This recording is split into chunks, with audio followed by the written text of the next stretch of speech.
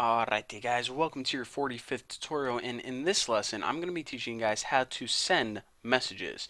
Because remember, whenever we are able to type stuff into that text box, what it's going to do is there's going to be a listener that sits on that text box, and it basically waits for you to type in a message and hit enter. Once you hit enter, it's going to grab all the stuff from inside your text box, and it's going to call it on this method that says send message. So what this what this method does is it sends a message to whoever you're connected to. So of course it probably would be a good idea to, build this method so it actually worked. So what this is going to do is send a message to client, which is basically the computer that's connected to the server, and private void send message. Now, just to clear things up, send message is different from the show. Wow. You know what? Saying send message and show message are very complicated. Alright, so send message sends a message to the client, and what show message does is it pretty much displays both of your guys' messages on the main chat area so you can see the history of your conversation. So again, what we're going to be doing is coding the method send message right now, and what this does is send a message to someone else. So again, the send message method takes one parameter, string message, which is basically what did you type into that chat area, what do you want to send. Well, like everything else, it's a good idea to put this in a try catch statement. I'm sorry guys, but it's good programming practice. So try and catch IO exception. And what this is going to do is it's pretty much going to catch an exception if for some reason it was unable to send your message. So what we'll do is chat window append, and remember that chat window is the main area that you view all of your guys' messages, and what append means is basically stick this into the chat area so you guys can see it. Might as well put caps lock. Error, dude, I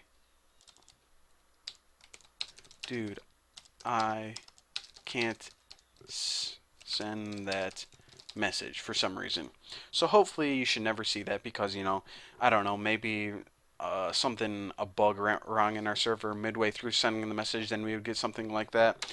But most cases, you just want to be able to send it successfully to the client or to the other person. So whenever you do that, this is how you do it. Output, which remember, our output is our stream that sends data or messages away from us to someone else. So that's what we need to tap into. Write object. Now the write object method is a method that's built into Java, and what this does is it basically, sends a message through the output. So this is gonna write a method or create an object and send it to your output stream. Now once it's in your output stream, it's going to go to the client or whoever you're connected with. So what do we want this message to say? Well, just go ahead and put server. So that's, and if you guys were creating like a real chat room, then this would be your username, but since this is the server that's sending these messages, that's why I did that. So server, and the message is message, and I need to put quotes right there. Alright, so basically what we're doing is whenever we pass something into here, and let me go ahead and give you guys an example. So say that we typed in, hey Bucky, what's up?